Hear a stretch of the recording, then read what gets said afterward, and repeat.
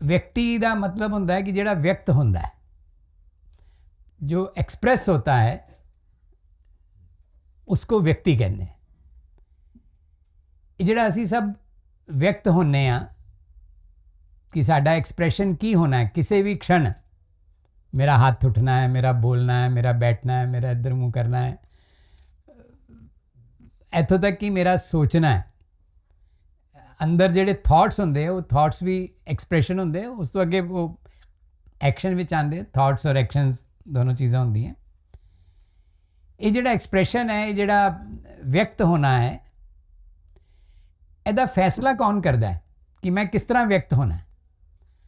जिन्होंने लगता है कि असी खुद फैसला करते हैं कि असी किस तरह एक्सप्रैस होना है, वो हाथ खड़ा करेंगे कि मैं किवें एक्सप्रैस होना है, मैं हाथ ऊपर करना है कि नहीं करना है, मैं इधर देखना है कि नहीं देखना है, मैं बोलना है या चुप रहना है। ਇਹਦਾ फैसला कौन करता है? खुद करते हैं कि बाहरों कोई करता है? खुद करते हैं। ये एक ऐसी सच्चाई है कि जो भी साडा एक्सप्रैशन है, जो भी साडा व्यक्त होना है, उसका निर्णय असी खुद करते हैं। और वो इत्थों तक सच्चाई है कि साह लेना है कि नहीं लेना,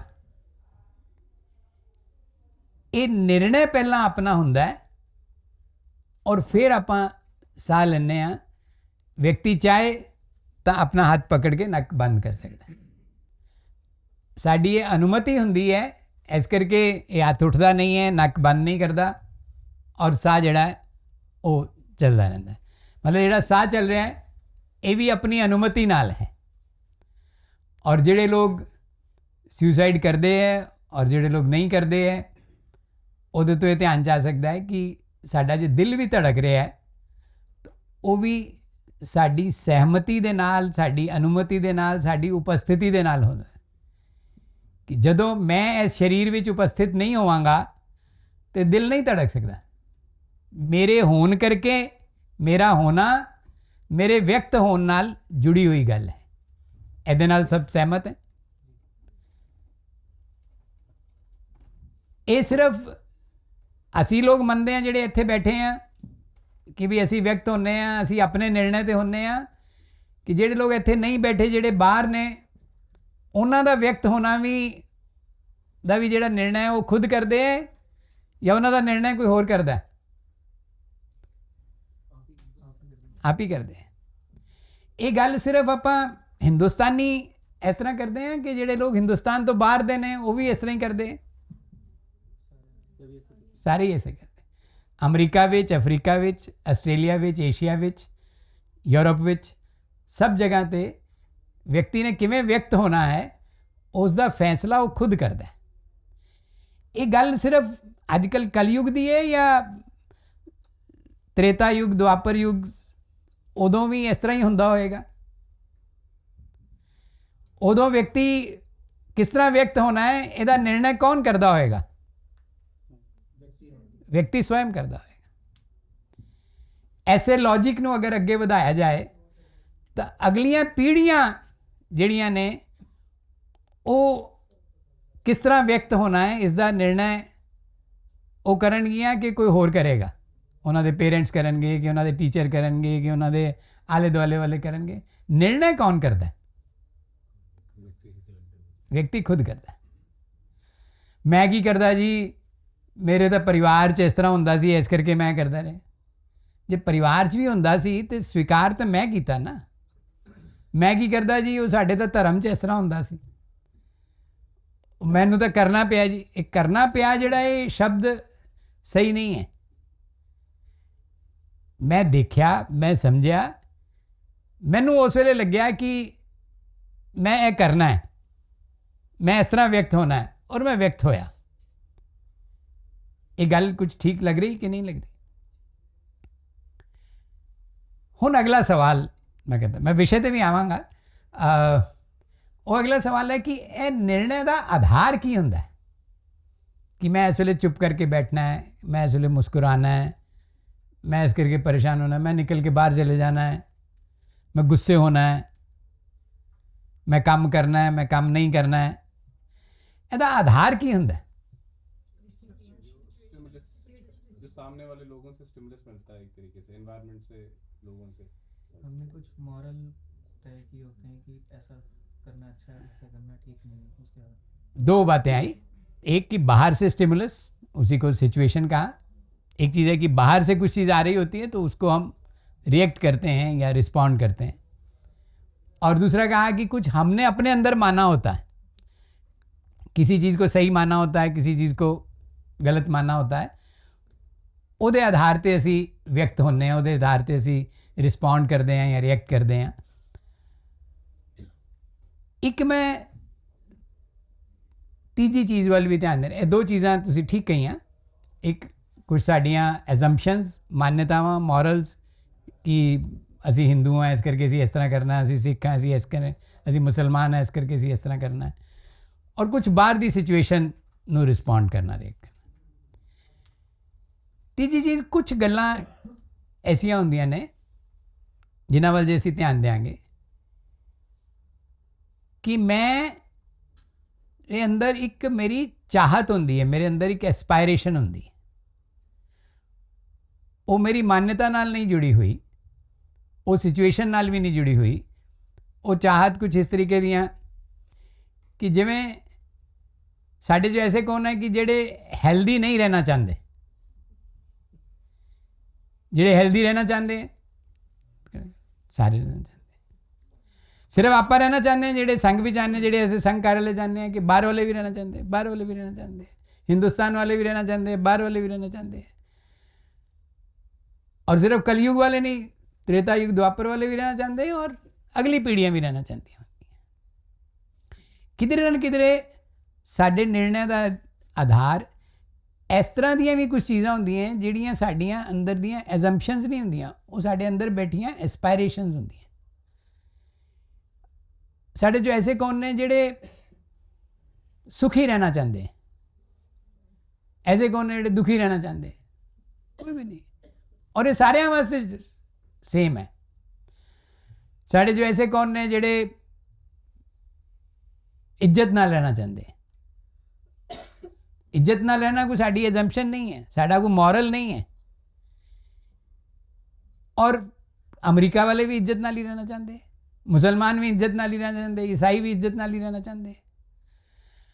तो तीन आधार ते साडा निर्णय हुंदा है, एक बाहर दी सिचुएशन, बाहर दा स्टिमुलस, दूसरा साड़ियाँ एजम्पशनस, मॉरल्स, एथिक्स ਜਿਹੜੀਆਂ ਸਾਡੀ family background, sari social background ਨਾਲ जुड़ी हुई हैं, तीसरा साड़ियाँ बेसिक एस्पायरेशनस, हेल्दी रहना, इज्जत नाल रहना, सुखी रहना। ये ते डिपेंड नहीं करता कि मैं हिंदुस्तान च पैदा होया कि मैं पाकिस्तान च पैदा होया, वो ये नहीं डिपेंड करता कि मैं कलयुग च पैदा होया कि मैं सतयुग च पैदा होया, वो ये डिपेंड करता है कि मैं क्योंकि ह्यूमन बीइंग हाँ इस करके वो मेरी एस्पायरेशन है। ऐसियां जिहड़ियां एस्पायरेशनस हुंदियां ने वो समय और देश स्थान दे नाल जुड़ियां नहीं हुंदियां, उन्होंने कालातीत, देशातीत कहंदे, बियॉन्ड टाइम, बियॉन्ड स्पेस। और ऐसियां चीज़ां नूं ही अपने देश विच शब्द दिता गया सनातन। ये चीज़ां सनातन हैगियां ने कि ਜਿਹੜੀਆਂ त्रेता च भी सी, द्वापर च भी सी, ये हर व्यक्ति दे अंदर ਹੁੰਦੀਆਂ। कॉन्शियसली साडा ध्यान उन्हां ਵੱਲ जावे या ना जावे, पर वो साडे निर्णय ਦਾ आधार बनदियां ने। कोई भी कह दिंदा है कि ਇਹ जरा दवाई खाओ, ਇਹਦੇ ਨਾਲ तेरी ਇਹ ਜਿਹੜੀ बीमारी है ठीक हो जाएगी, तो असीं कोशिश करते हैं कि कोई ट्राई जरूर कर ली, फिर वो स्वाद लगती नहीं लगती, सस्ती है महंगी है, वो और कई कारण होंगे। कंफर्ट भी रहना चाहते हैं, वो भी साड़ी बेसिक एस्पायरेशन है। तो ये सच्चाइयां नूं जिहड़ियां सनातन सच्चाइयां ने कि फैसला असी अपना सारा खुद करते हैं, असी तीन आधार उत्ते फैसला करते हैं। एक आधार ऐसा है जिहड़ा हर वेले साडे अंदर है, चाहे असी अमीर घर च पैदा होए हैं, चाहे गरीब घर च, चाहे पढ़े लिखे घर च, चाहे ਅਨਪੜ੍ਹ ਘਰ 'ਚ। ਜਦੋਂ ਇਹ ਚੀਜ਼ਾਂ ਧਿਆਨ 'ਚ ਆਉਂਦੀਆਂ ਤਾਂ ਫਿਰ ਇੱਕ ਚੀਜ਼ ਹੋਰ ਥੋੜ੍ਹੀ ਜਿਹੀ ਦੇਖੀਏ ਕਿ ਜਿਸ ਵੇਲੇ ਅਸੀਂ ਫੈਸਲਾ ਕਰਦੇ ਹਾਂ ਕਿ ਹਰ ਫੈਸਲਾ ਕਰਨ ਲੱਗਿਆਂ, ਹਰ ਐਕਸਪ੍ਰੈਸ਼ਨ ਕਰਨ ਲੱਗਿਆਂ ਅਸੀਂ ਸਹਿਜ ਹੁੰਦੇ ਹਾਂ ਕਿ ਅਸਹਿਜ ਹੁੰਦੇ ਹਾਂ, ਜਾਂ ਕਿਸੇ ਵਿੱਚ ਸਹਿਜ ਹੁੰਦੇ ਹਾਂ, ਕਿਸੇ ਵਿੱਚ ਅਸਹਿਜ ਹੁੰਦੇ ਹਾਂ। ਕਿਸੇ ਵਿੱਚ ਸਾਨੂੰ ਲੱਗਦਾ ਕਿ ਵਾਹ ਇਹੀ ਹੋਣਾ ਚਾਹੀਦਾ ਸੀ, ਕਿਸੇ ਲੱਗਦਾ ਕਿ ਹੋਣਾ ਤਾਂ ਨਹੀਂ ਚਾਹੀਦਾ ਸੀ ਪਰ ਮੈਨੂੰ ਇਹ ਕਰਨਾ ਪਿਆ। ਇਹ ਦੋਨੋਂ ਸਥਿਤੀਆਂ ਹੁੰਦੀਆਂ ਕਿ ਨਹੀਂ ਹੁੰਦੀਆਂ? ਹੁੰਦੀਆਂ ਨੇ। ਹਰ ਇੱਕ ਨੂੰ ਧਿਆਨ 'ਚ ਆਏਗਾ ਕਿ ਹਰ ਉਹਦੇ 'ਚ ਕਿਸੇ 'ਚ ਸਹਿਜਤਾ ਰਹਿੰਦੀ ਹੈ, ਕਿਸੇ 'ਚ ਸਹਿਜਤਾ ਨਹੀਂ ਰਹਿੰਦੀ ਹੈ। ਔਰ ਲੇਕਿਨ ਸਾਡੀ ਇੱਛਾ ਕੀ ਹੈ? ਅਸੀਂ ਆਪਣੀ ਹਰ ਐਕਸਪ੍ਰੈਸ਼ਨ, ਹਰ ਐਕਸ਼ਨ, ਹਰ ਥਾਟ ਦੇ ਵਿੱਚ ਸਹਿਜ ਰਹੀਏ ਜਾਂ ਨਾ ਰਹੀਏ। ਚਾਹੁੰਦੇ ਕੀ ਹਾਂ ਅਸੀਂ? ਸਹਿਜ ਬਣੇ ਰਹੀਏ, ਕਿ ਸਾਡੇ ਅੰਦਰ ਦਾ ਜਿਹੜਾ ਕੰਫਰਟ ਹੈ, ਅੰਦਰ ਦਾ ਕੰਫਰਟ ਬਣਿਆ ਰਹੇ। ਸ਼ਾਇਦ ਉਸ ਅੰਦਰ ਦੇ ਕੰਫਰਟ ਨੂੰ ਹੀ ਅਸੀਂ ਸੁੱਖ ਵੀ ਕਹਿੰਦੇ ਹਾਂ, ਹੈਪੀਨੈਸ ਵੀ ਕਹਿੰਦੇ ਹਾਂ। ਤਾਂ ਇਹ ਜਿਹੜੀ ਸਹਿਜਤਾ ਜਿਹੜੀ ਅਸੀਂ ਚਾਹੁੰਦੇ ਹਾਂ, ਜਿਹੜੀ ਸਾਡੀ ਬੇਸਿਕ ਐਸਪਾਇਰੇਸ਼ਨ ਹੈ, ਉਹ ਜਦੋਂ ਨਹੀਂ ਹੁੰਦੀ ਤਾਂ ਧਿਆਨ 'ਚ ਆਉਂਦਾ ਹੈ ਕਿ ਉਹਦਾ ਕਾਰਨ ਇਹ ਹੁੰਦਾ ਹੈ ਕਿ ਬਾਹਰੋਂ ਕੋਈ ਆਕਰਮਣ ਹੋ ਰਿਹਾ ਹੁੰਦਾ। ਉਹ ਬਾਹਰ ਦਾ ਆਕਰਮਣ, ਬਾਹਰੋਂ ਬਿਲਕੁਲ ਉਸ ਵੇਲੇ ਦੀ ਸਿਚੁਏਸ਼ਨ, ਉਸ क्षण ਦੀ ਮੌਸਮ, ਉਸ क्षण ਦਾ ਕੋਈ ਕਿਸੇ ਦਾ ਆਣਾ ਜਾਣਾ, ਜਾਂ ਜਦੋਂ ਤੋਂ ਸਾਡਾ ਜਨਮ ਹੋਇਆ ਹੈ ਕੋਈ ਐਸੀ ਚੀਜ਼ ਸਾਡੇ ਉਹਦੇ ਤੇ ਦਿਮਾਗ 'ਤੇ ਫਸਾਈ ਗਈ ਹੈ ਕਿ ਜਿਹੜੀ ਸਾਨੂੰ ਅੰਦਰੋਂ ਠੀਕ ਨਹੀਂ ਲੱਗਦੀ, ਅੰਦਰੋਂ ਠੀਕ ਨਹੀਂ ਲੱਗਦੀ। ਐਸਾ ਹੁੰਦਾ ਕਿ ਨਹੀਂ ਹੁੰਦਾ? ਸਹਿਜਤਾ ਅਸਹਿਜਤਾ ਸਾਡੇ ਧਿਆਨ 'ਚ ਆਉਂਦੀ ਹੈ। ਤਾਂ ਮੈਂ ਆਪਣੀ ਗੱਲ ਨੂੰ ਡਿਫਾਈਨ ਕਰ ਰਿਹਾ ਕਿ ਜਿਸ ਕੰਮ ਨੂੰ ਕਰਨ ਲੱਗਿਆਂ ਕੋਈ ਐਸਾ ਵਿਚਾਰ ਸਾਡੇ ਤੇ ਹਾਵੀ ਹੁੰਦਾ ਹੈ, ਉਹ ਸਾਡੇ ਤੇ ਵੈਚਾਰਿਕ ਆਕਰਮਣ ਹੁੰਦਾ ਹੈ। ਅਸੀਂ ਉਸ ਆਕਰਮਣ ਤੋਂ ਬਚਣਾ ਚਾਹੁੰਦੇ ਹਾਂ, ਉਸ ਦਾ ਮੁਕਾਬਲਾ ਕਰਨਾ ਚਾਹੁੰਦੇ ਹਾਂ, ਉਹਦੇ ਵਾਸਤੇ ਕੋਸ਼ਿਸ਼ ਕਰਨਾ ਚਾਹੁੰਦੇ ਹਾਂ। ਸਾਡੇ ਕੋਲ ਤਾਕਤ ਹੁੰਦੀ ਹੈ, ਨਹੀਂ ਹੁੰਦੀ ਹੈ, ਅਸੀਂ ਕਰ ਪਾਉਂਦੇ ਹਾਂ, ਨਹੀਂ ਕਰ ਪਾਉਂਦੇ ਹਾਂ, ਲੇਕਿਨ ਸਾਡੇ ਅੰਦਰ ਜਿਹੜੀ ਉਹ ਪੁਸ਼ ਹੈ ਉਹ ਬਣਿਆ ਰਹਿੰਦਾ। ਉਦੋਂ ਤੱਕ ਅਸੀਂ ਅਨਕੰਫਰਟ ਵਿੱਚ ਰਹਿੰਦੇ ਹਾਂ। ਇਹ ਗੱਲ ਕੁਛ ਲੌਜਿਕ ਠੀਕ ਬੈਠਦਾ ਹੈ ਕਿ ਨਹੀਂ ਬੈਠਦਾ? ਇਸ ਕਰਕੇ ਕਿ ਮੈਂ ਵੈਚਾਰਿਕ ਆਕਰਮਣ ਹੁੰਦਾ ਕੀ ਹੈ, ਮੈਂ ਉਸ ਨੂੰ ਸਮਝਣ ਦੀ ਕੋਸ਼ਿਸ਼ ਕਰ ਰਿਹਾ, ਕਿਉਂਕਿ ਮੈਨੂੰ ਜੋ ਵਿਸ਼ੇ ਦਿੱਤਾ ਗਿਆ ਹੈ वह ਦਿੱਤਾ गया है कि वैचारिक आक्रमणों का बदलता स्वरूप और अपने लिए करणीय कार्य। तो मैं क्या भाई, किसी राजा ने दूजे राजा ते हमला करता, किसी ने अपने पड़ोसी ते हमला करता, किसी ने घर च, किसी ने लड़ाई क्लास एक बच्चे ने दूजे बच्चे ते हमला करता। ये आक्रमण तो समझ आते।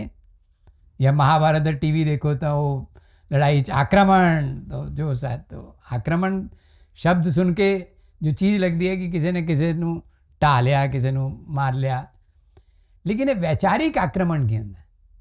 कोई व्यक्ति तुहाडे विचार दे विच बाहरों जा नहीं सकता। पता किवें लगता है कि ये मेरे ते कुछ बाहरों आक्रमण हो रहा है। कोई फिजिकल चीज़ सामने नहीं होंदी। वैचारिक आक्रमण च कोई फिजिकल चीज़ सामने नहीं होंदी। वैचारिक आक्रमण किस वेले लगता है? जदों मैनू अपने अंदर असहजता महसूस होती है। तुसी चाहो तो ऐसी जी मैं कोई बेसिक गल मैं अपनी डेफिनेशन, क्योंकि वो मैं अपनी अगली गल चलावां तो लगे तो किसी को ऐसा लगे कि वैचारिक आक्रमण का पता किसी होर गल तो भी पता लग सकता है, वो विच भी बोल सकते। बाकी देते नहीं। कितने बजे तक मुझे पूरी बात करनी है? आधा घंटा और, 6:15 पौने 7 तक, ठीक है। तो मैं, हाँ जी बताइए। जैसे कि मान लीजिए हमारे देश में कोक पेप्सी की एडवर्टाइजमेंट करने लगे, अब इसे वैचारिक आक्रमण कहेंगे या नहीं कहेंगे? कोई असहजता तो होगी नहीं कोक पेप्सी को एक्सेप्ट करने में, असहज तो नहीं होंगे, सहजता से एक्सेप्ट भी कर लेंगे, स्वाद लगती है ना? तो अब इसे वैचारिक आक्रमण कहेंगे या नहीं कहेंगे? बहुत बढ़िया बात। अब ये है कि स्वास्थ्य और स्वाद में ਦੇ ਵਿੱਚ ਜਦੋਂ ਚੀਜ਼ਾਂ ਦਾ ਚयन ਹੁੰਦਾ ਹੈ ਤਾਂ ਧਿਆਨ ਜਾਂਦਾ ਹੈ ਕਿ ਸਵਾਦ ਦੀ ਜਿੱਤ ਹੋ ਜਾਂਦੀ ਲੇਕਿਨ ਸਭ ਨੂੰ ਇਹ ਧਿਆਨ ਚਾਹੁੰਦਾ ਹੈ ਇਹ ਜਿਹੜੀ ਸਵਾਦ ਦੀ ਜਿੱਤ ਹੁੰਦੀ ਹੈ क्षणिक ਹੁੰਦੀ ਹੈ। ਥੋੜੀ ਦੇਰ ਬਾਅਦ, ਇੱਕ ਦਿਨ ਬਾਅਦ ਜਦੋਂ ਉਹਦਾ ਅਸਰ ਅੰਦਰ ਤੱਕ ਅਨਕੰਫਰਟ ਹੁੰਦਾ ਹੈ, यार गड़बड़ हो गई, गलत कर लिया, बिल्कुल ठीक गल कही। कुछ क्षण वास्ते, कुछ समय वास्ते वो असहजता ध्यान च नहीं आती। तो जिहड़ा वैचारिक आक्रमण है वो कई बारी जदों हो रहा हुंदा है उस वेले नहीं ध्यान च आंदा, जदों उसके परिणाम सामने आते हैं उस वेले समझ च आंदा है। जिस वेले 1835 ਚ ਮੈਕੌਲੇ ਨੇ ਕਿਹਾ ਕਿ education means English education and employment, ਤਾਂ ਬਹੁਤ ਸਾਰੇ ਲੋਕਾਂ ਨੂੰ ਅੱਛਾ ਲੱਗਿਆ। ਬਹੁਤ ਸਾਰੇ ਜਿਹੜੇ ਸੋ ਕਾਲਡ ਐਲੀਟ ਫੈਮਿਲੀਜ਼ ਸਨ ਉਸੇ ਨੂੰ ਠੀਕ ਸਮਝ ਕੇ ਮੋਹਨਦਾਸ ਕਰਮਚੰਦ ਗਾਂਧੀ ਵੀ ਬੈਰਿਸਟਰ ਬਣਨ ਇੰਗਲੈਂਡ ਚਲੇ ਗਏ ਸੀ। ਉਸੇ ਨੂੰ ਠੀਕ ਸਮਝ ਕੇ ਜਵਾਹਰ ਲਾਲ ਨਹਿਰੂ ਵੀ ਬੈਰਿਸਟਰ ਬਣਨ ਚਲੇ ਗਏ ਸੀ। पूरी संविधान सभा च 90% तो ज़्यादा लोग वकील ही सन। वो मैकॉले वाली शिक्षा पद्धति चों ही निकल के और इत्थों तक भी कि जेड़े उस वेले दे राष्ट्रवादी सन उन्होंने जे खालसा कॉलेज खोले, उन्होंने जे हिंदू कॉलेज खोले, उन्होंने जे कोई सिख नैशनल कॉलेज खोले पंजाब च, वो सारे तो वो मैकाले वाली शिक्षा पद्धति दे सन। ਤਾਂ ਇਹਨਾਂ ਦੀ ਗੱਲ ਤੋਂ ਇਹ ਚੀਜ਼ ਧਿਆਨ ਜਾਂਦੀ ਹੈ ਕਿ ਉਹ ਅਸਹਿਜਤਾ ਜਿਹੜੀ ਹੈ ਉਹ ਉਸੇ ਵੇਲੇ ਨਹੀਂ ਲੱਗਦੀ। ਇਹ ਵੀ ਉਹ ਕਰ ਰਹੇ ਨੇ, ਉਹ ਵੀ ਉਹ ਕਰ ਰਹੇ ਨੇ, ਇਹ ਵੀ ਇਹ ਕਰ ਰਹੇ ਨੇ, ਤੇ ਬੰਦਾ ਉਹਦੇ 'ਚ ਇਹ ਵੀ ਅਸਹਿਜ ਮਹਿਸੂਸ ਕਰਦਾ ਹੈ ਕਿ ਯਾਰ ਜੇ ਮੈਂ ਨਾ ਕੀਤਾ ਤਾਂ ਪਤਾ ਨਹੀਂ ਕੀ ਗੜਬੜ ਹੋ ਜਾਏਗੀ। ਜੇ ਚਾਰੋਂ ਪਾਸੇ ਗੜਬੜ ਕਰਨ ਵਾਲੇ ਲੋਕ ਹੋਣਗੇ ਤਾਂ ਆਦਮੀ ਵੀ ਉਸੇ 'ਚੋਂ ਭੇਡ ਚਾਲ ਦੇ ਵਿੱਚ ਚਲਾ ਜਾਂਦਾ ਹੈ। ਤਾਂ ਵੈਚਾਰਿਕ ਆਕਰਮਣ ਦੇ ਬਾਰੇ 'ਚ ਤਾਂ ਹੀ ਸਮਝ ਆਉਂਦਾ ਹੈ ਕਿ ਜਦੋਂ ਆਪਣੇ ਵੱਲ ਧਿਆਨ ਜਿਹੜਾ ਹੈ ਉਹ ਹੋਰ ਗਹਿਰਾਈ 'ਚ ਜਾਂਦਾ, ਆਪਣੀ ਸਹਿਜਤਾ ਵੱਲ ਧਿਆਨ ਹੀ ਨਹੀਂ ਜਾਂਦਾ, ਉਹ ਆਦਮੀ ਉਸ ਧੱਕੇ 'ਚ ਹੀ ਚੱਲਦਾ ਜਾਂਦਾ। ਲੇਕਿਨ ਫਿਰ ਜਦੋਂ ਨੀਂਦ ਘਟਣੀ ਸ਼ੁਰੂ ਹੋ ਜਾਂਦੀ ਹੈ, ਜਦੋਂ ਸਰੀਰ ਵਿੱਚ ਹੋਰ ਬਿਮਾਰੀਆਂ ਸ਼ੁਰੂ ਹੋ ਜਾਂਦੀਆਂ, ਫਿਰ ਲੱਗਦਾ ਕਿ ਵੀ ਕਿੱਥੇ ਗੜਬੜ ਹੋਈ ਸੀ, ਕੀ ਗੜਬੜ ਹੋਈ ਸੀ। ਅਸਹਿਜਤਾ ਵਾਲਾ ਵਿਸ਼ੇ ਠੀਕ ਹੈ, ਲੇਕਿਨ ਉਹ ਅਸਹਿਜਤਾ ਮਹਿਸੂਸ ਹੋਣ ਦੇ ਵਿੱਚ ਜਿਹੜਾ ਸਮਾਂ ਲੱਗਦਾ ਹੈ ਉਹ ਉਹਦੇ 'ਤੇ ਡਿਪੈਂਡ ਕਰਦਾ ਹੈ ਕਿ ਸਾਡਾ ਖੁਦ ਵੱਲ ਧਿਆਨ ਕਿੰਨਾ ਹੈ।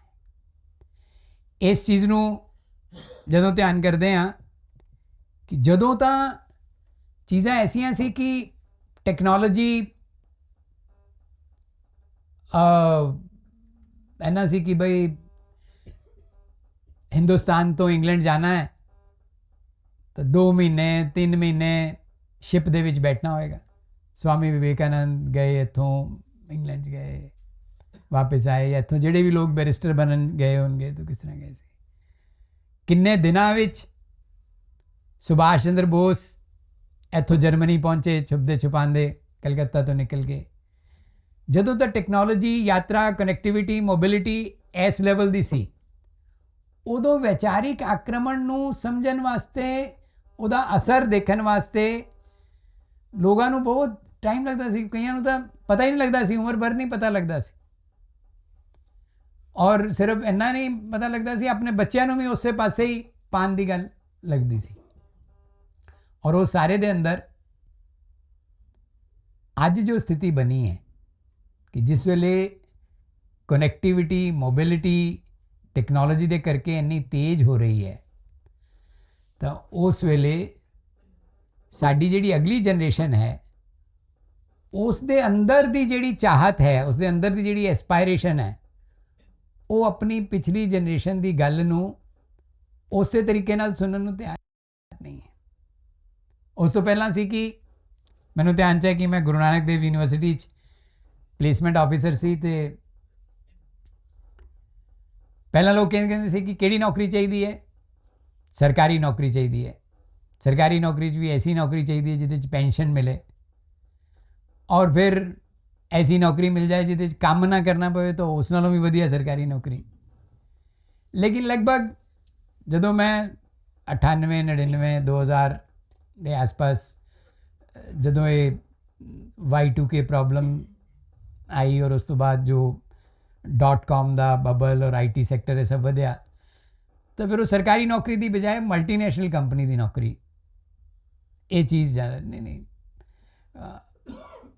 ਕੰਫਰਟ ਚਾਹੀਦਾ, ਸਾਰੀ ਉਮਰ ਇੱਥੇ ਹੀ ਬੈਠੇ ਰਹੇ, ਕੰਮ ਨਹੀਂ ਕੁਝ, ਤਾਂ ਉਹਦੇ 'ਚ ਅਸਹਿਜਤਾ ਨਵੀਂ ਪੀੜ੍ਹੀ ਨੂੰ ਮਹਿਸੂਸ ਹੋਣੀ ਸ਼ੁਰੂ। ਅੱਜ ਜਿਹੜਾ ਹੈ, ਅੱਜ ਜਿਸ ਵੇਲੇ ਆਪਾਂ ਗੱਲ ਕਰਦੇ ਹਾਂ ਤਾਂ ਕਲਾਸਰੂਮ ਦੇ ਵਿੱਚ ਸਟੂਡੈਂਟਸ ਜਿਹੜੇ ਨੇ ਉਹ ਸਟਾਰਟਅਪਸ ਦੀਆਂ ਗੱਲਾਂ ਕਰਦੇ ਨੇ ਕਿ ਮਲਟੀਨੈਸ਼ਨਲ ਕੰਪਨੀ 'ਚ ਇੰਡੀਪੈਂਡੈਂਸ ਨਹੀਂ ਹੈ, 10 ਸਾਲ ਕੰਮ ਕਰਕੇ ਲਗਾਤਾਰ ਨਹੀਂ ਕਰਦੇ। ਬੇਸਿਕ ਐਸਪਾਇਰੇਸ਼ਨ ਕੀ ਹੈ? ਉਹ ਫਰੀडम ਦੀ ਹੈ।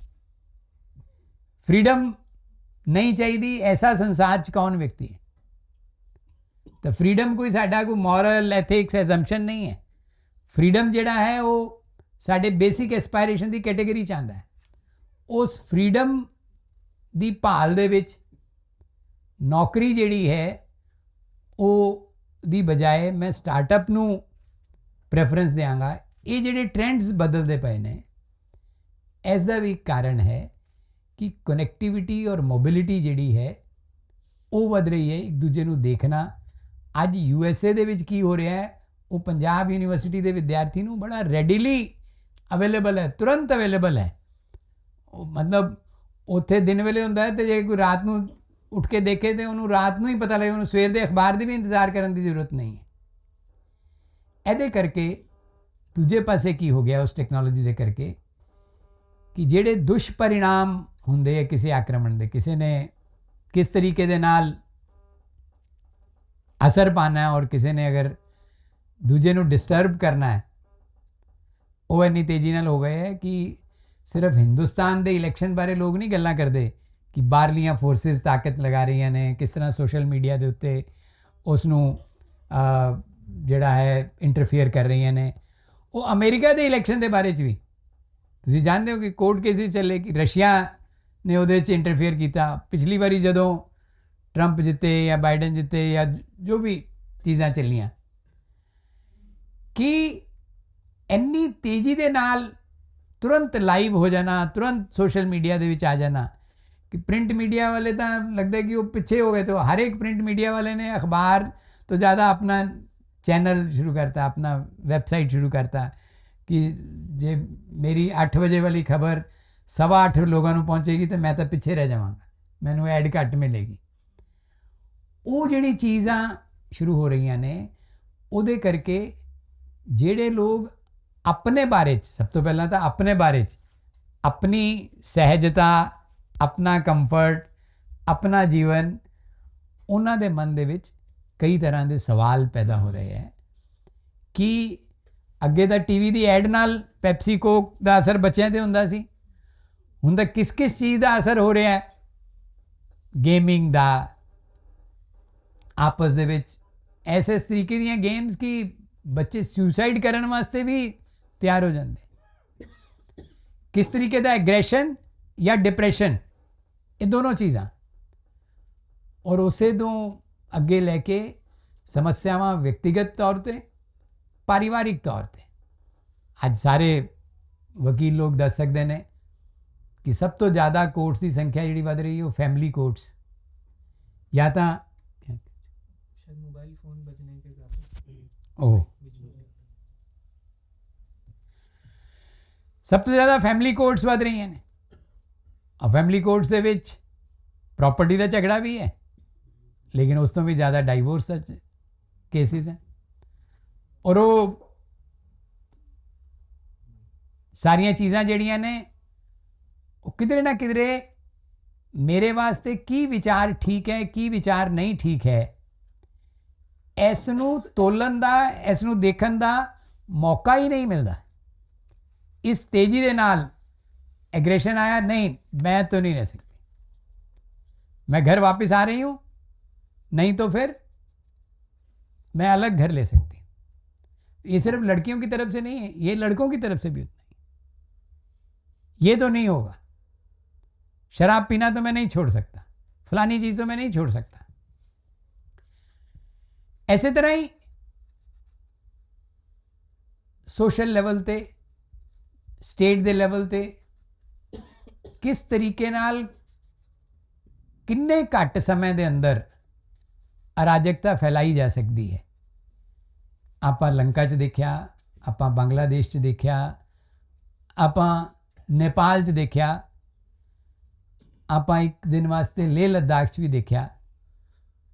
बहुत लोग सपना लेंदे है यूरोप च बैठ के, अमेरिका च बैठ के, इसलिए ऐसा ही कुछ हिंदुस्तान च भी कर देना। जे उस तरीके दे आक्रमण दी बारे सजगता ना हुई तो ऐसा नहीं है कि नहीं हो सकता। साडा देश वड्डा है, साडे देश दे अंदर साडा परिवार है, साडा सोशल सिस्टम है, साडी शिक्षा है, साडी एजुकेशन है, साडा राज्य तंत्र है, लेकिन उसके बावजूद भी जिस तरीके की टेक्नोलॉजी है, जिस तरीके का झूठ है, जिस तरीके दे नाल अज आर्टिफिशियल इंटैलीजेंस दीयां गल्लां हो रही ने, उहदे विच ये सब मुश्किल नहीं है, ये सब मुश्किल नहीं है। और आपां देखिया है चंडीगढ़ दे अंदर किन्ना वड्डी संख्या है विद्यार्थियों की, किन्नी वड्डी संख्या है शिक्षकों की। उस दे बावजूद नवंबर महीने च जो कुछ होया, किन्ने घट विद्यार्थी, किन्ने घट टीचर पूरे सिस्टम ਨੂੰ डिस्टर्ब कर सकते। ये जो समय है उस दे अंदर इन्हां चीज़ां दे बारे डिटेल विच सोचण दी और विचार करन दी आवश्यकता बनती है। और AI दे विच जो डीप फेक की गल हो रही है, पता ही नहीं लग सकता कि चीज़ असली है कि नकली है। और वो टारगेटेड ऑडियंस, यह वाला मैसेज जिहड़ा है, ये मैसेज सिर्फ बनियां विच फैलाना है, यह मैसेज सिर्फ जट्टां 'च फैलाना है, यह मैसेज सिर्फ हिंदुआं 'च फैलाना है। बड़ा आसान है। यह मैसेज सिर्फ नौजवानों 'च फैलाना है, ऐस एज ग्रुप तो ऐस एज ग्रुप। जिहड़े लोग गूगल एड्स दे सिस्टम नूं समझदे है, उहदे विच इन्ना ज़्यादा टारगेटेड मैसेजिंग हो सकती है कि उहदे आधार उत्ते उहदे रेट तय हुंदे ने, उहदे पैसे तय हुंदे ने।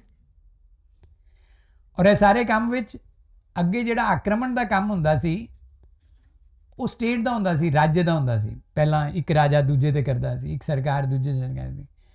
कि अमेरिका ने या इजराइल ने हमस उत्ते फैसला करना है तो इजराइल सरकार फैसला। लेकिन बहुत सारे नॉन स्टेट प्लेयर्स, बहुत सारिया संस्थावां, बहुत सारे थिंक टैंक्स जिन्हां दा सरकार नाल कोई लेना देना नहीं, लेकिन अपने दिमाग 'च एक फितूर आया कि नहीं जे असीं ये नहीं करांगे तो मुसलमान खतरे 'ਚ हो जाएंगे, जे असीं ये नहीं करांगे तो ईसाई खतरे 'ਚ हो जाएंगे, ये नहीं करांगे तो हिंदू खतरे 'ਚ हो जाएंगे, सिख। अपने इनिशिएटिव दे नाल कुछ भी दिमाग दे विच तय होया कि नहीं काफिरां नूं तो खत्म ही कर देना, नहीं मुसलमानां नूं तो खत्म ही कर देना, मुसलमानां दी आबादी बड़ी वध रही है। इस तरीके दीयां जिहड़ियां चीज़ां ने, वो जदों हुण कनैक्टिविटी और मोबिलिटी वधन करके वधिया ने, तो अपने सारिਆਂ वास्ते खास करके असी लोग जो शिक्षा नाल जुड़े हुए हैं, जो टीचर्स खास करके जिहड़े हैं, रिसर्च स्कॉलर्स हैं, उन्होंने ये सोचना कि बई इसका मुकाबला किस तरह किया जाए। तो एक तरीका बोलिया जाता है मुकाबले विच आक्रमण के बारे च, तो लाइन बोली जाती है कि offence is the best defence. अच्छा, ये लोग ऐसे मैसेजिंग करते हैं, हम उससे ज़्यादा भेजेंगे, हम उससे बड़ा कर देंगे। लेकिन असी सब जानते हैं कि बड़ा छोटा वाले मुकाबले दे अंदर उहदे कोई लिमिट नहीं है। अज तुसी किसी चीज़ दे विच कितना पैसा खर्च करोगे, किन्ने लोग लगाओगे, उस नालों ज़्यादा पैसा, उस नालों ज़्यादा लोग लगाए ही जा सकते हैं। और उसे दे विच चीज़ां दा चलना जिहड़ा है, वो शायद रस्ता उहदे च मिलना मुश्किल है। ये रास्ता नहीं मिलता, ठीक है, पीढ़ी दर पीढ़ी आपां चल सकते हैं, वो भी एक तरीका है। ਲੇਕਿਨ ਜੋ ਧਿਆਨ ਚ ਆਉਂਦਾ ਹੈ ਕਿ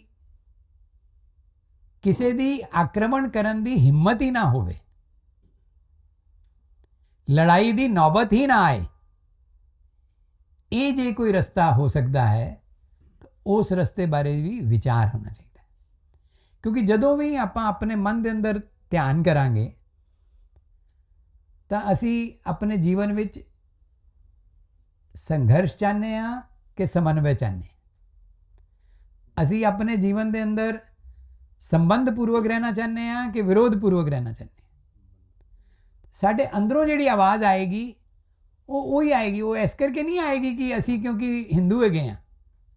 ਜ਼ਿਆਦਾ ਧਿਆਨ 'ਚ ਦੇਖੋਗੇ ਤਾਂ ਜਿਹੜੇ ਲੋਕ ਵਾਹਗਾ ਬਾਰਡਰ ਤੋਂ ਇੱਧਰ ਰਹਿੰਦੇ ਆ ਉਹਨਾਂ ਦੇ ਦਿਮਾਗ 'ਚ ਵੀ ਇਹੀ ਹੈ, ਜਿਹੜੇ ਵਾਹਗਾ ਬਾਰਡਰ ਤੋਂ ਉੱਧਰ ਰਹਿੰਦੇ ਆ ਉਹਨਾਂ ਦੇ ਦਿਮਾਗ 'ਚ ਵੀ ਇਹੀ ਹੈ।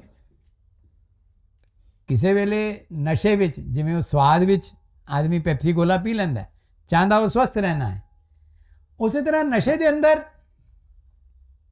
ਉਹ ਗਾਲਾਂ ਵੀ ਕੱਢ ਸਕਦਾ ਹੈ, ਉਹ ਹਮਲਾ ਵੀ ਕਰ ਸਕਦਾ ਹੈ, ਉਹ ਸਭ ਕਰ ਸਕਦਾ ਹੈ। ਕੁਝ ਲੋग ਕਰ ਸਕਦੇ हैं, कुछ समय वास्ते कर सकते हैं, लेकिन लगातार लंबे समय तक युद्ध ना होवे यही इच्छा होती।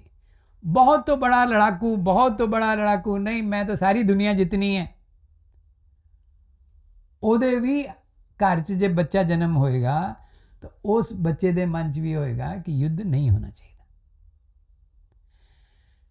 ਤਾਂ ਇਹ ਜਿਹੜੀ ਚੀਜ਼ ਹੈ ਕਿ ਯੁੱਧ ਨਾ ਹੋਵੇ, ਉਹਦੇ ਵਾਸਤੇ ਲੋਕ ਕਹਿੰਦੇ ਹੈ ਕਿ ਜਿਸ ਵੇਲੇ ਦੂਸਰੇ ਨੂੰ, ਸਾਹਮਣੇ ਵਾਲੇ ਨੂੰ ਪਤਾ ਲੱਗ ਜਾਂਦਾ ਹੈ ਕਿ ਇਹਨੂੰ ਨਹੀਂ ਜਿੱਤਿਆ ਜਾ ਸਕਦਾ, ਇਹ ਅਜੇय ਹੈ, ਇਹ ਅਜੀਤ ਹੈ,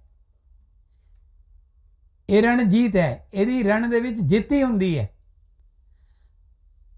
ਤਾਂ ਫਿਰ ਹਮਲਾ ਹੋਣ ਦੇ ਚਾਂਸਿਸ ਖਤਮ ਹੋ ਜਾਂਦੇ, ਘਟ ਜਾਂਦੇ, ਬਹੁਤ ਘਟ ਜਾਂਦੇ। ਤਾਂ ਅਜੇय ਹੋਣਾ ਇਹ ਜ਼ਿਆਦਾ ਇੰਪੋਰਟੈਂਟ ਹੈ ਬਜਾਏ ਇਸ ਦੇ ਕਿ ਕਿਸੇ ਦੂਸਰੇ ਨੂੰ ਪਰਾਜਿਤ ਕਰਨਾ, ਕਿਸੇ ਦੂਸਰੇ ਨੂੰ ਪਰਾਜਿਤ ਕਰਨਾ, ਸਵਯੰ ਅਜੇय ਹੋਣਾ। ਇਸ ਕਰਕੇ ਰਾਸ਼ਟਰੀ ਸਵੈਮ ਸੇਵਕ ਸੰਘ ਦੀ ਸ਼ਾਖਾ ਵਿੱਚ ਜੋ ਹਰ ਰੋਜ਼ ਪ੍ਰਾਰਥਨਾ ਹੁੰਦੀ ਹੈ, ਉਹਦੇ 'ਚ ਅਸੀਂ ਜਿਹੜੇ 5 ਗੁਣ ਮੰਗਦੇ ਹਾਂ, ਉਹਦੇ ਸਭ ਤੋਂ ਪਹਿਲਾ ਗੁਣ ਹੈ ਕਿ ਅਜੇय ਸ਼ਕਤੀ। अब मैं कई बार सोचता हूँ कि भई ਅਜੇय ਸ਼ਕਤੀ ਹੁੰਦੀ ਕੀ ਹੈ? ਅਜੇय ਸ਼ਕਤੀ ਕਿੱਥੇ ਹੁੰਦੀ ਹੈ? ਜਦੋਂ ਸਾਡੇ ਕੋਲ ਬਹੁਤ ਵੱਡੀ ਫੌਜ ਹੋਏਗੀ, ਦੁਨੀਆ ਦੀ ਸਭ ਤੋਂ ਵੱਡੀ ਫੌਜ ਹੋਏਗੀ, ਉਦੋਂ ਅਸੀਂ ਅਜੇय ਹੋਵਾਂਗੇ। ਸਾਡੇ ਕੋਲ ਸਭ ਤੋਂ ਜ਼ਿਆਦਾ ਐਟਮ ਬੰਬ ਹੋਣਗੇ, ਉਦੋਂ ਅਸੀਂ ਅਜੇय ਹੋਵਾਂਗੇ। ਅਸੀਂ ਵੱਡੇ ਤੋਂ ਵੱਡਾ ਹਥਿਆਰ ਬਣਾ ਲਾਂਗੇ, ਸਭ ਤੋਂ ਜ਼ਿਆਦਾ ਹਥਿਆਰ ਹੋਣਗੇ, ਉਦੋਂ ਅਜੇय ਹੋਵਾਂਗੇ। ਤਾਂ ਲੋਕਾਂ ਨੇ ਕਿਹਾ ਕਿ ਨਹੀਂ, ਹਥਿਆਰਾਂ ਨਾਲ, ਫੌਜਾਂ ਨਾਲ, ਸੈਨਾ ਨਾਲ ਅਜੇय ਨਹੀਂ ਹੋਇਆ ਜਾਂਦਾ।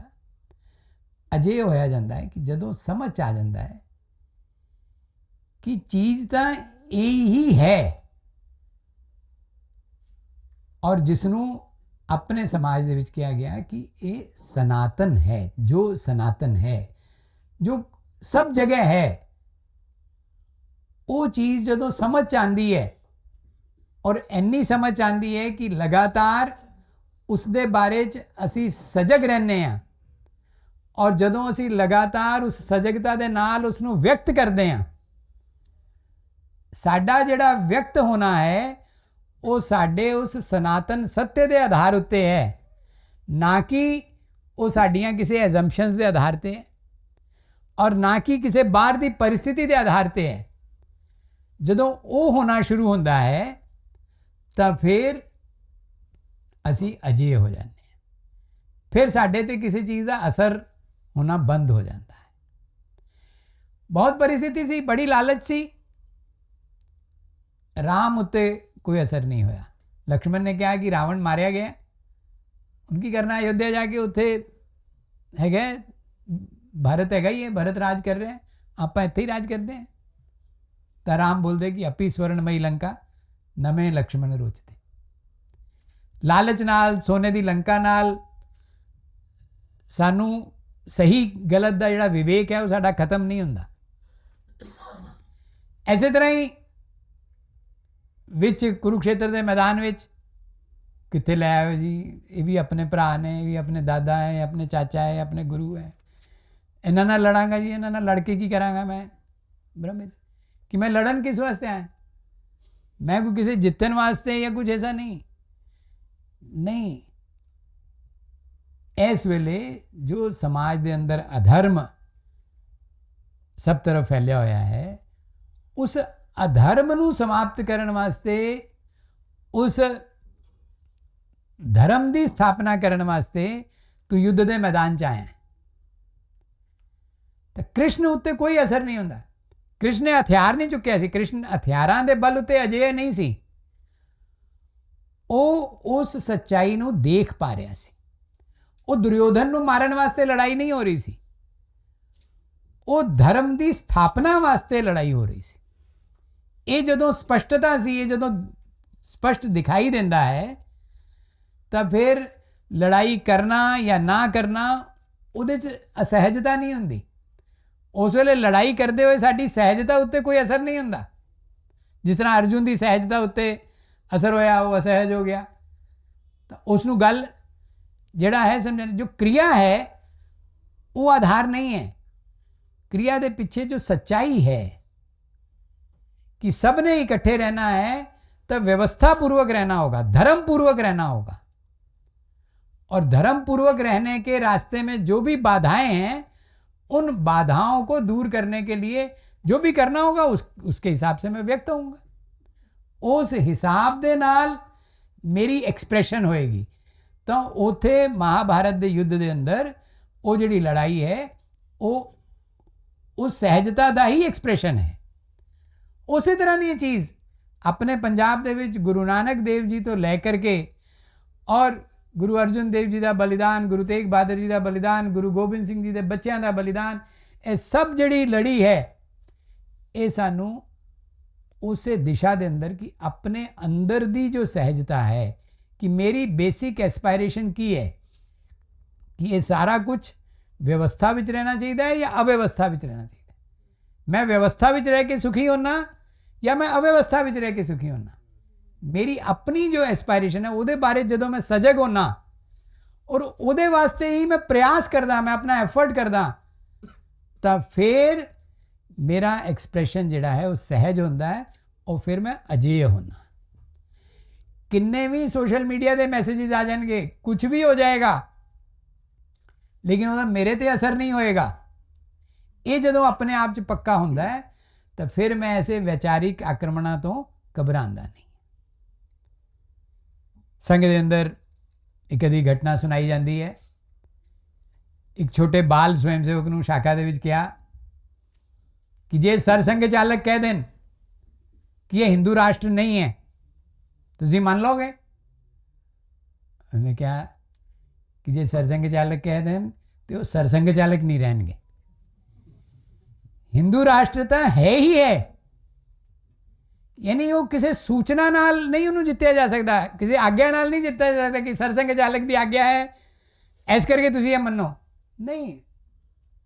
तो की हुंदा है कि असी आग्ञा नाल सूचना नाल नहीं चलते, असी उस चीज़ नूं स्पष्ट देख पाने आ तां असी अजेय होना। फिर साडे ते कोई सोशल मीडिया का नारेबाजी का, किसी ने उत्थे यूनीवर्सिटी विच निक्कर टंगती, किसी का कोई असर नहीं होया। और बल्कि होया कि उन्होंने ही घर जाके गृह संपर्क दे विच सब कार्यकर्ता जा रहे, सारे घर जा रहे। कारण की है कि अपने अंदर स्पष्टता दे नाल अपनी चीज़ नूं सही करना। ये चीज़ों का व्यवहारिक स्वरूप कदों आंदा है कि जदों ध्यान चाहता है कि यार जो हो रहा आस पास वो ठीक नहीं हो रहा। अज मैं यूनीवर्सिटी 4 लोगों को मिले, 4 वरिष्ठ लोग सन, अलग अलग गल हुई, हर एक ने एक शब्द बोलिया, साइलेंट मेजोरिटी और वोकल माइनॉरिटी। और जिस वेले मेजोरिटी चुप हो जाती है, मेजोरिटी ये सोचती है कि यार की करना है, कौन पंगा लवे, कौन लड़े, ये तो यह कर देंगे, जे मैं कुछ बोलिया तो पता नहीं कल ही मेरे घर पर हमला हो जाएगा। ये जो डर है। एक होर जी लाइन जो डॉक्टर एडगेवार के टाइम से असी संघ विच बोलते कि मैं कला की कर सकदा, इस चीज़ नूं तो बाहर निकलण वास्ते आपस के अंदर ਘੱਟ ਤੋਂ ਘੱਟ ਇੱਕ ਜਿੰਨੇ ਦੇ ਨਾਲ, ਔਰ ਜੇ ਤੁਸੀਂ 10 ਜਿੰਨਿਆਂ ਦੇ ਨਾਲ ਆਪਣੇ ਮਨ ਦੀ ਗੱਲ ਸ਼ੇਅਰ ਕਰ ਲਓਗੇ ਤਾਂ ਮੈਂ ਪੱਕਾ ਕਹਿ ਸਕਦਾ ਕਿ ਤੁਹਾਨੂੰ ਅੱਗੇ ਦਾ ਰਸਤਾ ਮਿਲੇਗਾ। ਰਾਸ਼ਟਰੀ ਸਵੈਮ ਸੇਵਕ ਸੰਘ ਦੀ 100 ਸਾਲ ਦੀ ਜੋ ਯਾਤਰਾ ਹੈ ਉਹਦੇ 'ਚ ਇੱਕ ਵਿਅਕਤੀ ਨੇ, ਡਾਕਟਰ ਹੈਡਗੇਵਾਰ ਨੇ ਇਹ ਸੋਚਿਆ ਕਿ ਜੋ ਚੀਜ਼ ਮੈਨੂੰ ਸਹੀ ਲੱਗ ਰਹੀ ਹੈ ਉਸ ਚੀਜ਼ ਨੂੰ ਜੇ ਹੋਰ ਕੋਈ ਸੁਣਨ ਨੂੰ ਨਹੀਂ ਤਿਆਰ, ਵੱਡੀ ਉਮਰ ਵਾਲੇ ਨਹੀਂ ਸੁਣਨ ਨੂੰ ਤਿਆਰ, ਤਾਂ ਮੈਂ 15 ਸਾਲ 16 ਸਾਲ ਦੇ ਵਿਦਿਆਰਥੀਆਂ ਦੇ ਨਾਲ ਗੱਲ ਕਰਾਂਗਾ। ਪਰ ਜੋ ਮੈਨੂੰ ਦਿਖਾਈ ਦੇ ਰਿਹਾ ਕਿ ਇਹ ਸਹੀ ਹੈ, ਉਸ ਗੱਲ ਵਾਸਤੇ ਕੰਟੀਨਿਊਅਸ ਐਫਰਟਸ, ਉਹ ਵਿਅਕਤੀ ਜਿਸ ਵੇਲੇ ਉਹਨੇ ਸੰਘ ਦੀ ਸਥਾਪਨਾ ਕੀਤੀ ਉਸ ਵੇਲੇ ਉਹਦੀ ਉਮਰ 36 ਸਾਲ ਸੀ। ਤੁਸੀਂ ਸਭ ਜਾਣਦੇ ਹੋ ਕਿ 36 ਸਾਲ ਦਾ ਵਿਅਕਤੀ ਕਿੱਡਾ ਵੱਡਾ ਹੁੰਦਾ ਹੈ। ਔਰ ਜਿਸ ਵੇਲੇ ਉਹਦਾ ਦੇਹਾਂਤ ਹੋਇਆ ਉਹ 51 ਸਾਲ ਦੇ ਸੀ। ਸਿਰਫ 15 ਸਾਲ ਉਸ ਵਿਅਕਤੀ ਨੇ ਐਸਾ ਬੀਜ ਬੋਇਆ। ਉਹ ਸਿਰਫ ਇਹ ਸੀ ਸਪਸ਼ਟਤਾ, ਨਿਰੰਤਰਤਾ, ਸਾਮੂਹਿਕਤਾ। ਇਸ 3 ਚੀਜ਼ਾਂ ਦੇ ਨਾਲ ਕੋਈ ਉਸ ਵੇਲੇ ਵੈਚਾਰਿਕ ਆਕਰਮਣ ਕੋਈ ਉਹ ਬਹੁਤ ਘੱਟ ਨਹੀਂ ਸਨ, ਕੋਈ ਉਸ ਵੇਲੇ ਉਹਦੇ ਕੋਲ ਕੋਈ ਬਹੁਤ ਜ਼ਿਆਦਾ ਸਾਧਨ ਨਹੀਂ ਸਨ, ਲੇਕਿਨ ਇਸ ਦੇ ਆਧਾਰ 'ਤੇ ਉਸ ਤੋਂ ਬਾਅਦ 85 ਸਾਲ ਤੱਕ ਇਹ ਕੰਮ ਚੱਲਦਾ ਰਿਹਾ ਸੰਸਥਾਪਕ ਦੇ ਜਾਣ ਤੋਂ ਬਾਅਦ। ਔਰ ਇਹ ਕੰਮ ਚੱਲਦਾ ਨਹੀਂ ਰਿਹਾ, ਇਹ ਕੰਮ ਵੱਧਦਾ ਰਿਹਾ ਔਰ ਅੱਜ ਫਿਰ ਅਗਲੀਆਂ ਛਲਾਂਗਾਂ ਲਗਾਉਣ ਨੂੰ ਤਿਆਰ ਹੈ। ਤਾਂ ਇਹ ਪੱਕਾ ਵਿਸ਼ਵਾਸ ਹੈ ਕਿਸੇ ਵੀ ਤਰ੍ਹਾਂ ਦਾ ਆਕਰਮਣ ਹੋਏਗਾ, ਵੈਚਾਰਿਕ ਆਕਰਮਣ ਹੋਏ ਚਾਹੇ ਭੌਤਿਕ ਆਕਰਮਣ ਹੋਏ, ਉਸ ਨੂੰ ਉਸਦਾ ਮੁਕਾਬਲਾ ਕਰਨ ਵਾਸਤੇ ਪੂਰਾ ਭਾਰਤ ਅਜਿਹਾ ਹੈ, ਕਿਉਂਕਿ ਭਾਰਤ ਜਿਹੜਾ ਹੈ ਉਹ ਆਪਣੀ ਸੱਚਾਈ ਨੂੰ ਦੇਖ ਪਾ ਰਿਹਾ ਹੈ। ਅਸੀਂ ਵੀ ਉਸ ਵੱਲ ਧਿਆਨ ਦਿਆਂਗੇ ਤਾਂ ਸਾਡੇ ਮਨ 'ਚ ਵੀ ਉਹੀ ਅਜਿਹੀ ਸ਼ਕਤੀ ਜਿਹੜੀ ਹੈ वो जागृत होएगी। इन्नी ही गल कह के मैं अपनी गल पूरी। 2-3 प्रश्न लेने के लिए हमारे पास समय है। यदि किसी की जिज्ञासा है तो अपने स्थान पर खड़ा होकर के जिज्ञासा का समाधान आदरणीय रजनीश जी से रहेगा कि करें। जे मेरा उत्तर छोटा होगा तो फिर तो 5-6 प्रश्न भी हो सकते हैं। मेरे भाई जे तुसी प्रश्न ना पूछे तो फिर एक तो है कि भी जो मैं बोलिया वो फजूल सी, कोई फटाफट हम चलिए तो ख़त्म होए प्रोग्राम। तो जे तुसी या फिर है कि भाई जो बोलिया सब कुछ समझ आ गया।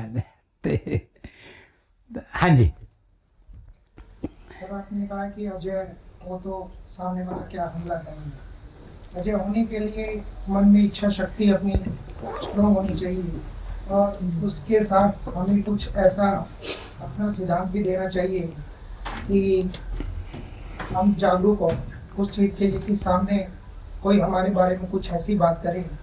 सपोज करो जैसे आपने अभी बात चलाई यूनिवर्सिटी के रिगार्डिंग कि कोई किसी विचारधारा के ऊपर कोई हमला करता है, तो उस विचारधारा पे जब हमला होता है तो चलो विचारधारा एक अलग चीज़ है, हमने कम से कम जिस प्रांगण में जो हमला होता है उस प्रांगण में हमें खड़े होकर जिस प्रांगण की हम सेवा ले रहे हैं, जिसका हम स्वाद चख रहे हैं, तो उसके लिए भी हमें अपने आप को वहाँ कुछ समर्पित होने की जरूरत होती है।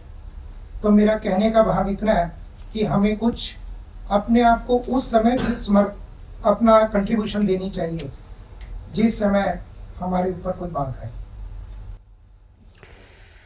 बिल्कुल ठीक है प्रवीण जी, तुसी 2-3 शब्द, एक इच्छा शक्ति, जागरूकता और समर्पण उस ਵੇਲੇ, और लेकिन तुसी हर लाइन ਦੇ ਵਿੱਚ ਜਿਹੜਾ ਬਾਅਦ ਚ ਬੋਲੇ ਨਾ चाहिए, तो इस चाहिए शब्द ਨੂੰ ਹੁਣ प्रयोग करना बंद करना पड़ेगा कि भाई ये ध्यान करना कि मैं ये चाहता हूँ।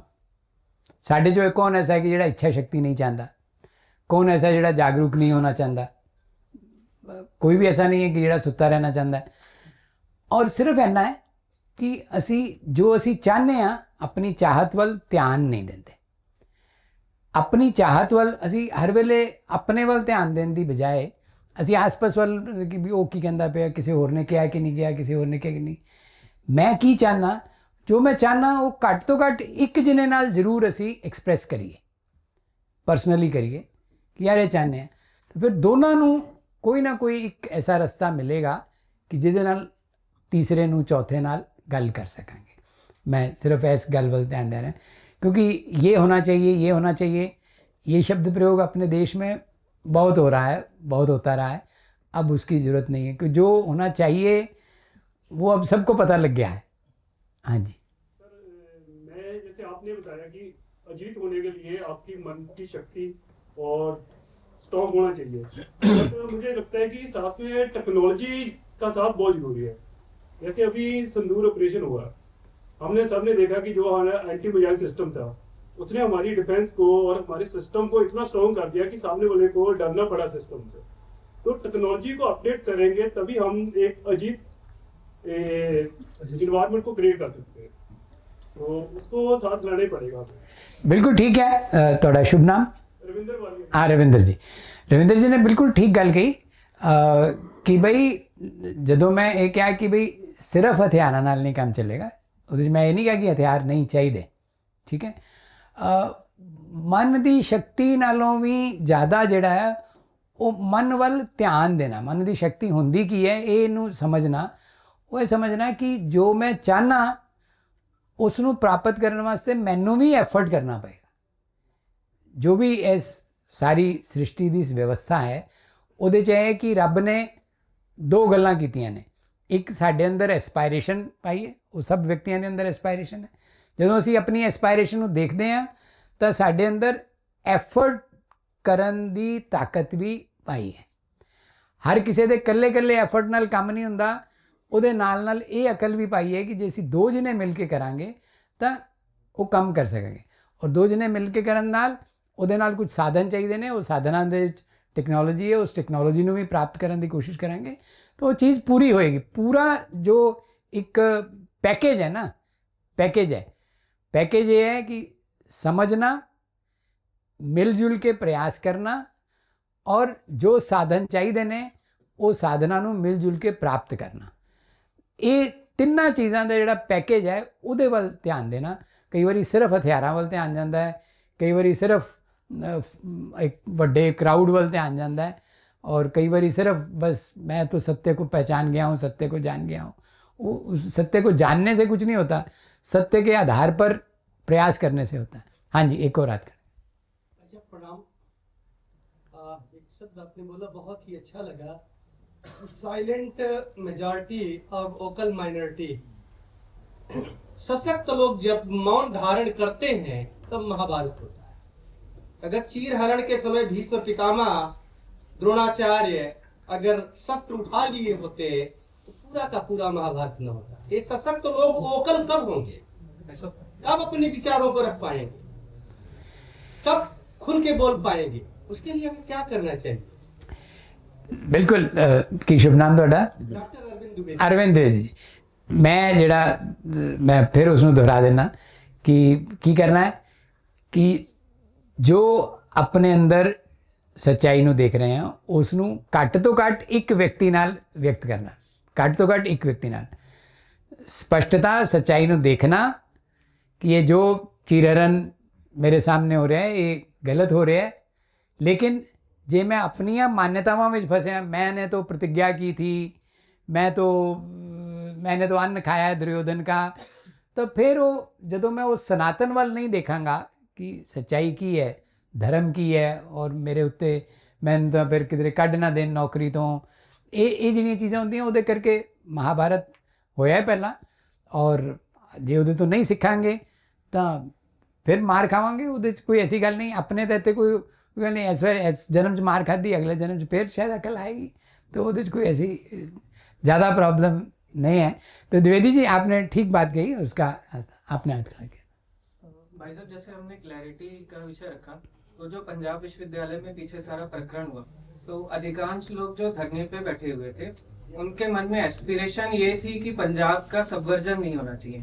पंजाब के साथ इतिहास में इस प्रकार की चीजें हुई हैं, शायद संघ भी उसी दिशा में चल के हमारा पंजाबियत कल्चर है इस चीज को खत्म करने की कोशिश कर रहे हैं।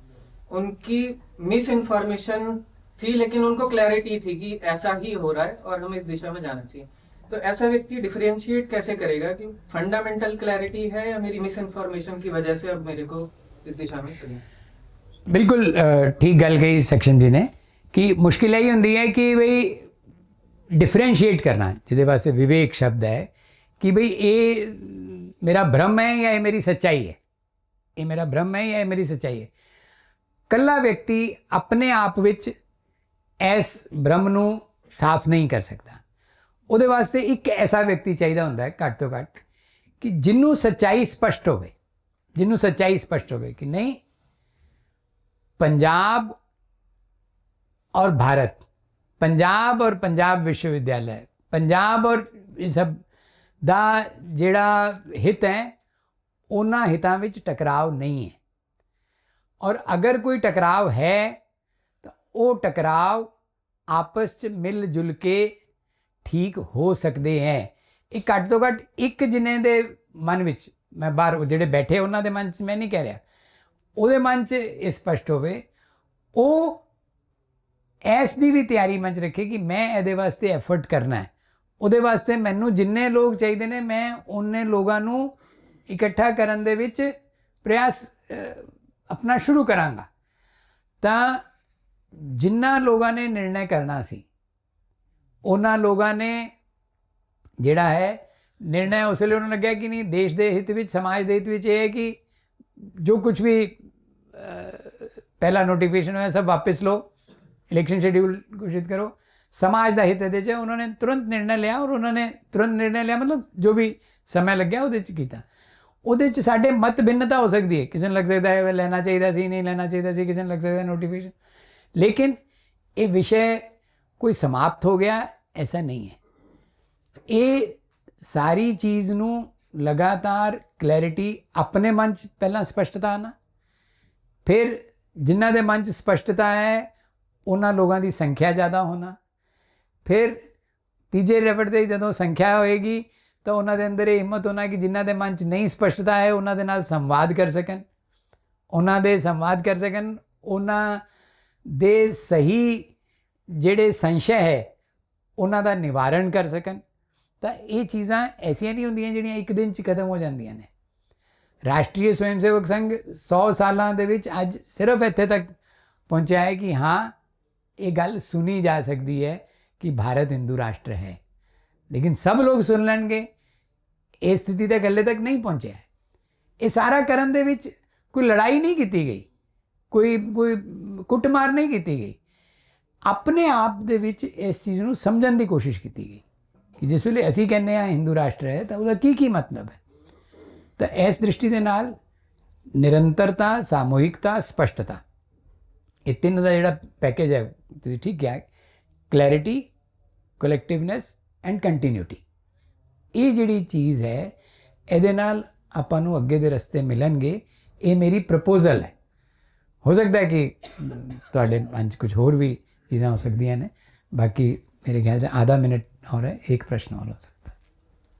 ये जो वोकल माइनॉरिटी हैं इनमें भी तो स्पष्टता की कमी हो सकती है, सामूहिकता की कमी हो सकती है।